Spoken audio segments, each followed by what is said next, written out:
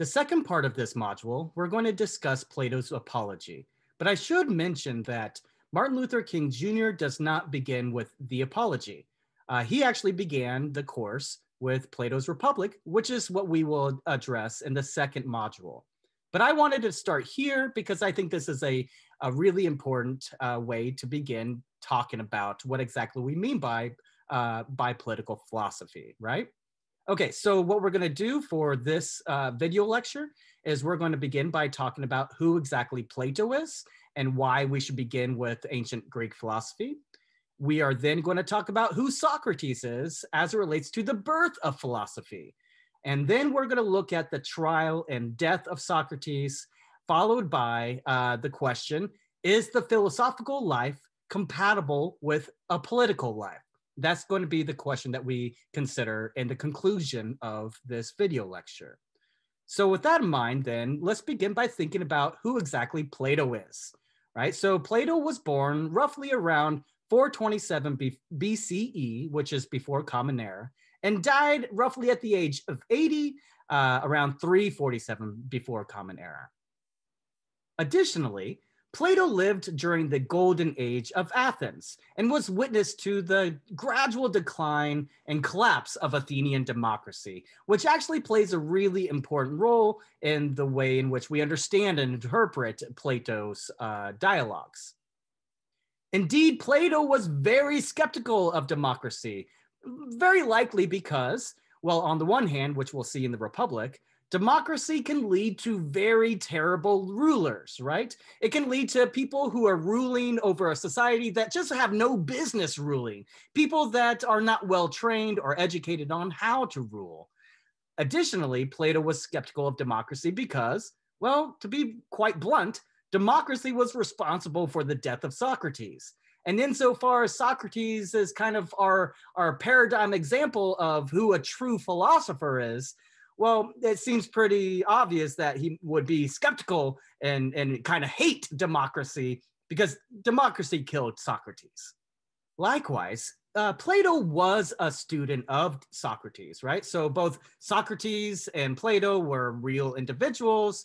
We don't know a lot about them, but we do know that Plato was a student, a pupil of Socrates. He followed Socrates at a very young age. And then later on in his life, he went on to create what's known as Plato's Academy, right? And the academy is really kind of a blueprint of what we now know as a university. And it's there where Plato taught mathematics, philosophy, and politics. But Plato wrote in a very specific way. Plato wrote using dialogues. And dialogues were sort of like plays or theatrical performances where you have characters that are engaging in discussions. Oftentimes they were discussing things like, what is the nature of justice? What's the nature of knowledge? And Socrates was the central figure, sort of the main character in these dialogues.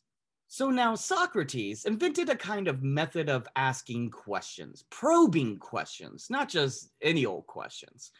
These were questions that gave us a kind of analysis of terms or concepts, ideas, and so forth. Take, for example, the term justice. What does justice mean? What is our philosophical analysis of the fundamental meaning of justice, right? That's just an example of the sort of question that Socrates proposed and investigated. So then the basic idea was that Socrates showed that the standard accounts, the standard views of what things like justice happen to be, these were inadequate because they were counterexamples, sort of defeating instances that could not be adequately accounted for given the traditional understanding of these sort of terms like justice.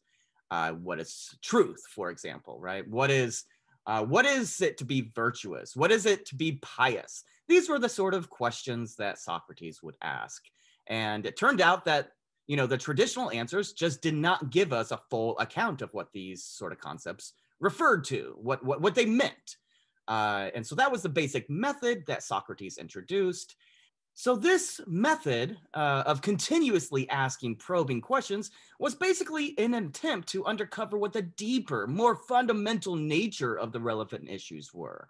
something more than just the surface level that we might have in our traditional understanding. And it's important to recognize that that's still a central way in which philosophers think about certain terms like justice, truth, knowledge. We're trying to give an analysis of what these terms mean, a full analysis, right? Trying to give the necessary and sufficient conditions that would be needed in order for the term or the concept to be adequately applied.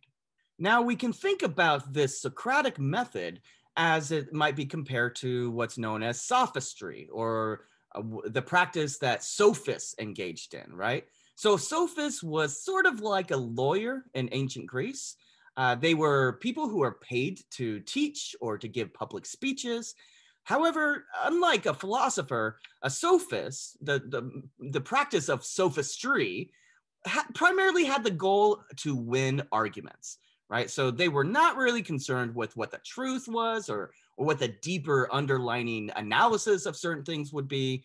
Rather, their goal was entirely just to get paid to win the argument, right? So you can see how this might be compared to what we now know as being a lawyer.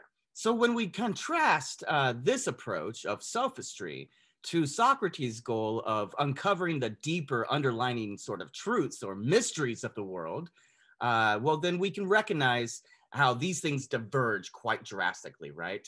Socrates was interested in finding the actual truth. What is the fundamental truth, the objective truth, whereas sophistry really was not. It was only concerned with winning arguments. And of course, Socrates' method was predicated on the idea that truth is a human good. It's something that everyone desires. Unlike the sophists, who it doesn't really matter what the truth is. What we desire is winning, getting paid, right? So that's an important distinction to keep in mind. So given this Socratic method of continuously asking probing questions, what we get is a new sort of term, a new idea that has come to be known as philosophy. So the meaning of philosophy just is the love of wisdom, or the pursuit of wisdom. You might think of that in terms of like the love of truth, the pursuit of truth, the pursuit of true knowledge, of true understanding, grasping the fundamental realities, right? These are the sort of things that you might think of when you think of philosophy. But it derives from the Greek term philo, which just means to love, and the Greek term sophia, which just means wisdom, right? So from that, we get philosophy, which is just the love of wisdom. So in a certain respect, we begin with ancient Greek philosophy because it's with ancient Greek philosophy that we actually get the idea of philosophy. That's where the idea of philosophy is born. And so that's one really important reason why this is where we're beginning. That being said, we need to keep in mind that there's a lot more to the issue than just simply, defining the term philosophy as the love of wisdom, right? It's important to recognize that Plato was responding to a specific tradition that was already in existence for quite some time, right? This is the Homeric tradition, right? So the Homeric poems, the most notable ones being the Iliad and the Odyssey, were sort of the fundamental basis of the Homeric tradition, the tradition that shaped and formed Greek culture, religion, morality, and certainly politics as well. The Homeric poems were written by a number of different people that have kind of been sort of conglomerated into this central idea of Homer, the author of the Iliad and the Odyssey, for example. But Homer wasn't just a single individual. This was a long-standing tradition that went through multiple different sort of developments and periods.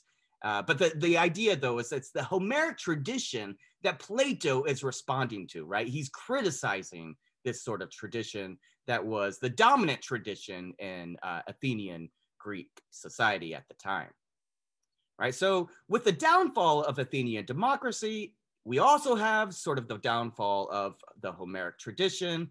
And this is exactly what Plato was responding to, right? Plato hated the poets. He was highly skeptical of Athenian democracy. And with it, the sort of Homeric tradition that we understand as predating Plato's time.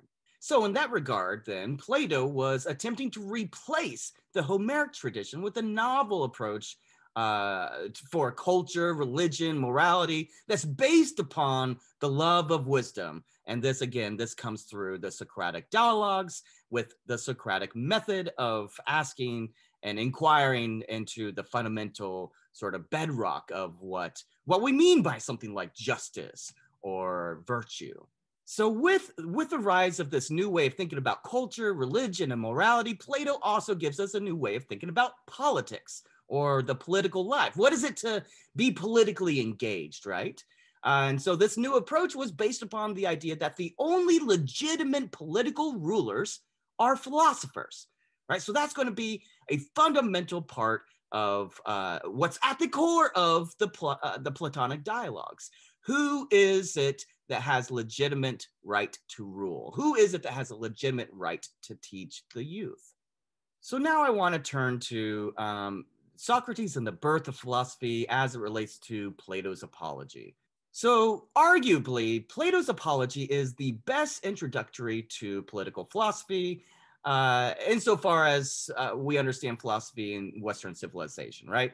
So it's the best introductory text to the issue that concerns us for this class. But we have to recognize that apology does not mean to apologize, right? And some of you may be familiar with the term apology as it might be related to, say, for example, Christian apologetics, right? So when we take the term Christian apologetics, that term does not mean, it does not refer to Christians who are apologizing for such and such. Rather, Christian apologetics is a kind of defense of the Christian religion or the Christian faith and creeds. Right, so that's what the word apology means. It comes from the Greek apologia, which simply means to defend. So then what is it that is being defended in Plato's Apology? In short, the defense is of philosophy itself. It's a defense of the philosophical life. So given that the Apology is Socrates' defense of philosophy itself, then we can think of the Apology as being the best introductory text to politics or political philosophy for the following three reasons.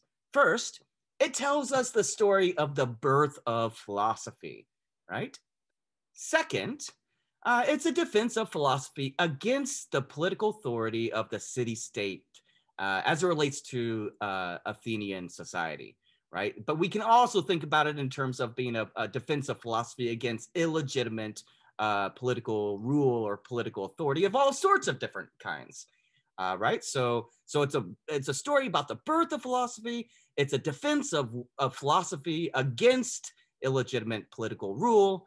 It's also, it's helpful in revealing to us just how vulnerable philosophy is.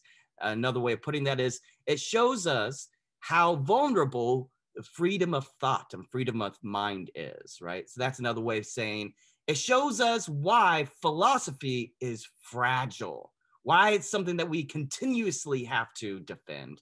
All right, so those are three basic reasons why we're beginning with Plato's Apology. Now let's turn to the trial and death of Socrates. That's sort of the main theme of this dialogue, right? So the dialogue tells us that Socrates is on trial. What is he on trial for? Well, Socrates is being charged with corrupting the youth and impiety towards the Athenian gods. Right? So this is a high treasonous sort of charge. Socrates, if found guilty, will be put to death.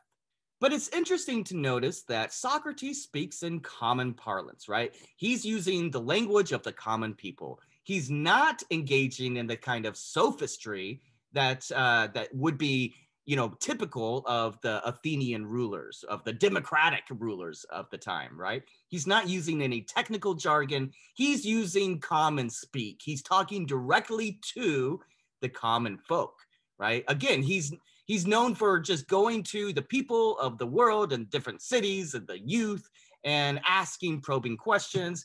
And a part of that is just, meeting them where they are. And I think this is a really interesting and important aspect of Plato's dialogue because it shows how he's trying to encourage a kind of revolution or a kind of reform of Athenian society in the first place. And for Plato, the way that's done is not simply to just change the minds of the rulers, but instead to change the minds of the common people. So he's using this sort of common way of talking to defend his behavior, to defend his philosophical life, right? So he talks about how there was a prophecy that was given by the oracle at Delphi. And this prophecy basically said that Socrates was the wisest person to ever live. And that seems like a pretty outlandish claim, right?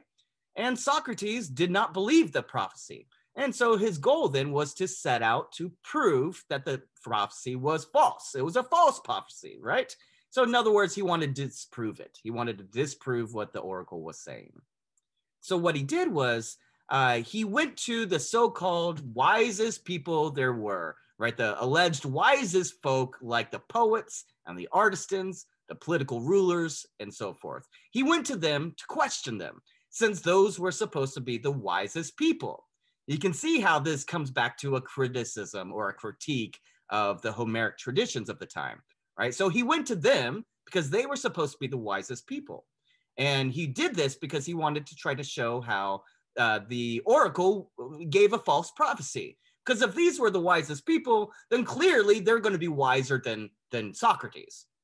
Again, Socrates being just a common person, using common speech, he's not any wiser than, the poets and the political rulers of the time who were basically holding strong to the Homeric tradition that gave them the Athenian kind of democracy and the way of living, the culture, the religion, the morality, and the political thought and ideology of the time.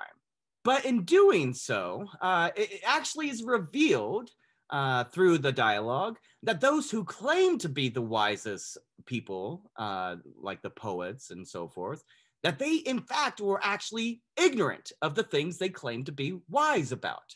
So he went to the poets to question them about literature, and it turns out they're not very wise. In fact, they're quite ignorant. Went to the artisans, found out that they're not very wise. In fact, they're quite ignorant. Went to the political rulers, and once again, they're not wise, they're quite ignorant. And so what we get then is a kind of conclusion we can derive from this story, this speech, where it's understood that the reason why the oracle said that Socrates was the wisest person ever to live was because that Socrates recognized he was ignorant, right? Socrates recognized his own ignorance, and in doing so, that's what made him the wisest. He did not believe himself to be wiser than everyone else in whatever field you're talking about. Rather, he recognized his own ignorance, and that's what made him wise.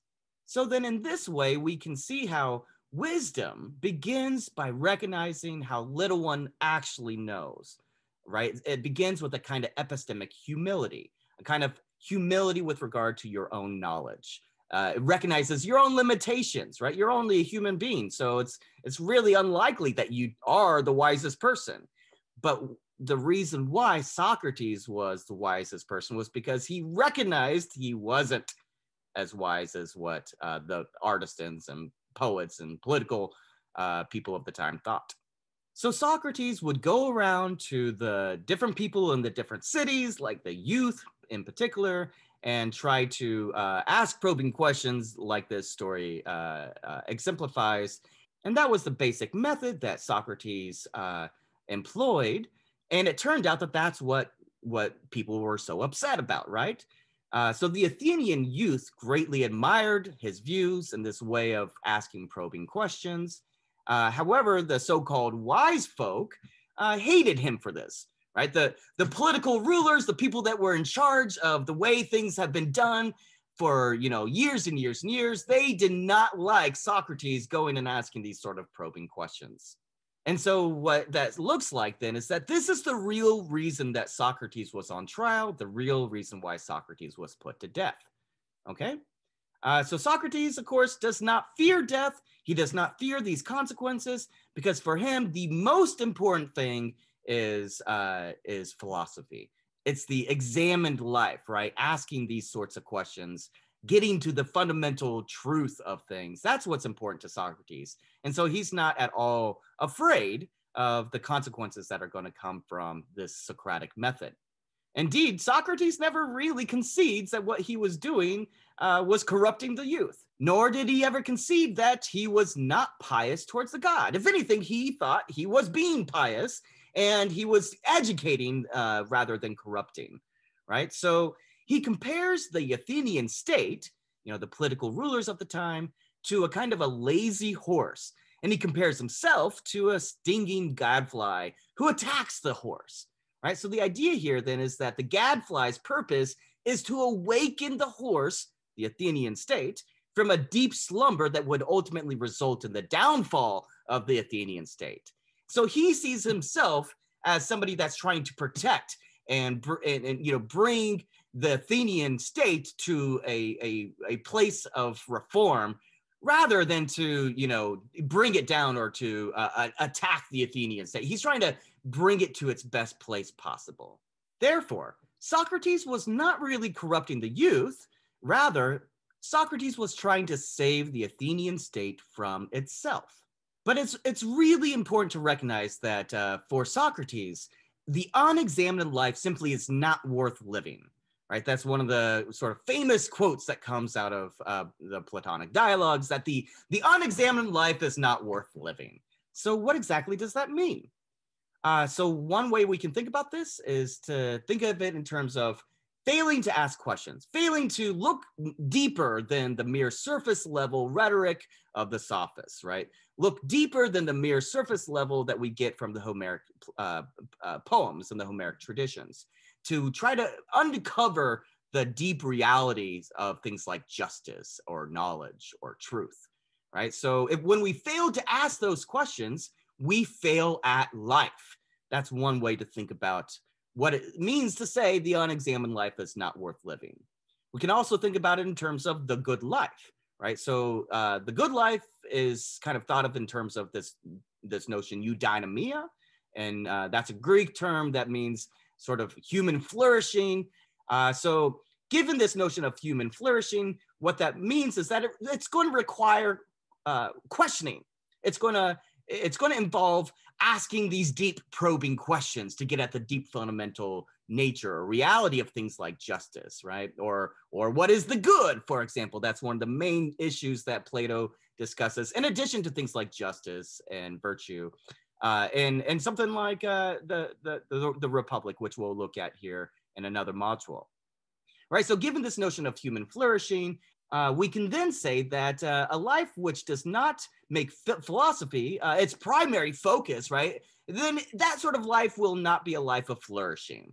All right, and a life that is not one of flourishing is simply not one that's worth living, according to Socrates. All right, so Socrates can think of his life, even if it comes with being put on trial and being put to death, how he can still see his life as one of flourishing because he lived a life of philosophy. And so in that way, we can recognize why he does not fear death. We can also think of this in terms of the Athenian state putting Socrates on trial for questioning the traditions of the Athenian state, right? That's really what he's being charged with. But if Socrates is right, and the Athenian rulers lack human flourishing, well, then it's going to follow that the Athenian rulers do not have a life worth living. Okay. So then the core of Socrates' speech while on trial is basically, it can be summed up in the notion of, or the question of, who has a legitimate authority to educate the youth? Who is it that's got the legitimate authority to govern the Athenian state? That is going to be the central problem for not only the apology, but one of the basic fundamental issues at the heart of all of Plato's dialogues. So yes, Socrates is on trial for corrupting the youth and for not being pious towards the god, but really we can think of Socrates being on trial for criticizing the traditions of the Athenian state, right? So the city that brought Socrates to trial, that is Athens, and Athens is the paradigm example of democracy. So we can think of Socrates' speech as putting democracy itself on trial. And if that's right, then we have Socrates, the person who's on trial. We also have philosophy, understood as the love of wisdom, that is on trial, right? Philosophy itself is being defended. And finally, the Athenian democracy is on trial. And this is because Socrates sort of turns the tables onto the Athenian political rulers. And he puts their democracy on trial in his speech for why he's doing what he's doing, right? In his defense of philosophy, he himself is putting democracy, the Athenian form of democracy, on trial. In that regard, then, the intellectual debate that constitutes the very heart of this dialogue simply is who has legitimate authority to govern and educate, right? Who has legitimate authority? Is it the political rulers of the time, right? The Athenians in favor of democracy, or is it going to be the philosophers? So with that in mind, we can see how philosophy itself is kind of born out of chaos, right? At least in this regard, philosophy is born out of the chaos that just was the Athenian democracy, really the downfall of Athenian democracy, right? That's where philosophy is born. That is the womb from which philosophy is born. We can also see how philosophy is born into conflict, right? So by the very nature of asking these sort of probing questions that mark out the method that Socrates was defending, that leads to, you might think necessarily leads to conflict, because it's a kind of criticizing the traditions and the standards of the time. And we can see how Socrates is a symbol of resistance, right? It's a kind of resistance to the standards and traditions of the time. Now, I think that leads to a fundamental question, right? The fundamental question being, is the philosophical life, the life that Socrates defends, is that sort of life compatible with the political life, a life of political engagement, a life of political activism, right? Is the life of reason and rationality, of freedom of thought and expression, is that at odds with political authority? Is that at odds with the sort of the standards and traditions that mark out a sort of ruling state, a city state, if you will? We can also think about this question as being a question about whether freedom of thought, a mind of autonomy, whether that is compatible with political authority, right? Or is it necessarily the case that these things are at odds, right? Is reason and rationality necessarily in tension with the city state?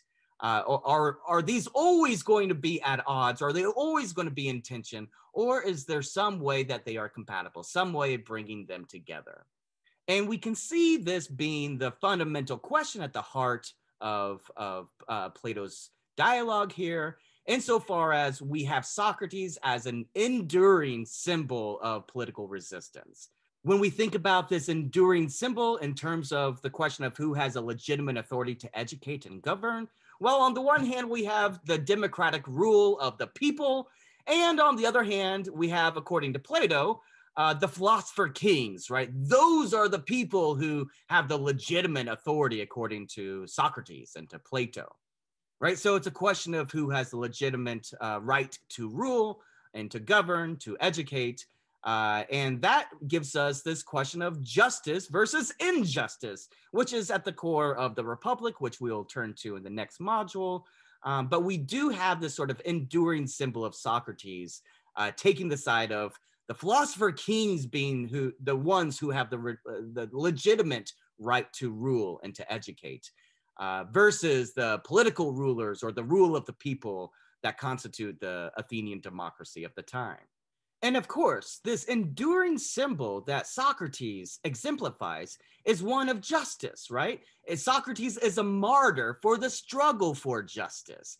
So in addition to the idea of philosophy versus political rule, we also have injustice versus justice, right? So Socrates is thought of as an enduring symbol of justice and sort of resistance to injustice. Now, this is a kind of a standard way of interpreting Plato's Apology. It's kind of been, like I said, an enduring way of thinking about the symbol that Socrates gives us. Take, for example, someone like John Stuart Mill, who was a 19th century philosopher and civil libertarian. He says on liberty, he says, mankind can hardly be too often reminded that there was once a man named Socrates, between whom and the legal authorities of his time there took place a memorable collusion, right? So I think that that's a nice sort of quote, which illustrates this point of Socrates being a symbol of resistance, right? Socrates is oftentimes compared to people like Jesus and Galileo, people who were persecuted for their beliefs and their teachings. Socrates has also been treated as a kind of a role model for political activists. Uh, for example, people like Gandhi and, of course, Martin Luther King Jr., who is the primary example that we're going to think about in this course. And it's in that regard, then, that we can think of Socrates and Plato's Apology as a way of sort of introducing how the political philosophy of Martin Luther King Jr. might have been inspired by Socrates as this symbol of resistance to the illegitimate and unjust political authority of the time, as well as a need for political revolution, for political change, which is also a central question in political philosophy, right? Sort of the question of what constitutes political change. When is political change needed and justified? So it's with that in mind, that symbol of a resistance to unjust and illegitimate political authority, that I want you to think about the way in which Martin Luther King Jr. might have used Socrates as this symbol.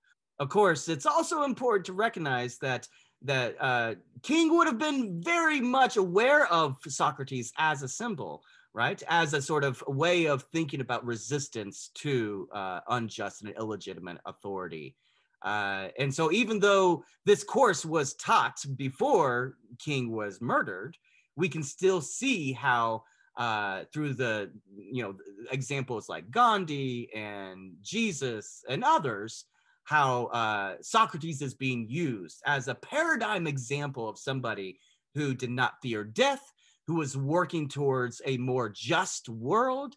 And we can think about this in relation to, for example, Martin Luther King Jr.'s very famous quote that the arc of the moral universe is long, but it bends towards justice, right? So we can see how Martin Luther King Jr. was thinking about progress, working towards a more just world, a world where political rule, political authority is constituted by rationality and reason rather than unjust and illegitimate ruling authorities.